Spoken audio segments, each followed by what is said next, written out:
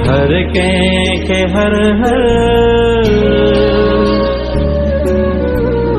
कंहिंखे हर 27 दिसंबर तुझी याद ॼाणे पई।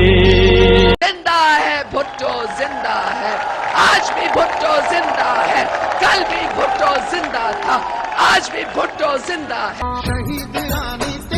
असी एशिया जी अजीम लीडर शहीद रानी मोहतरमा बेनज़ीर भुट्टो जी 16 वर्षे जे मौके ते खेस सुर्ख सलाम पेश कंदे संदन ॾिनल अजीम कुर्बानी के खराज अकीदत पेश कयूं था। पारा पीर काशिफ शाह जिलानी, चेयरमैन यूसी हिंगवानी, ज़िलो टंडो अलयार।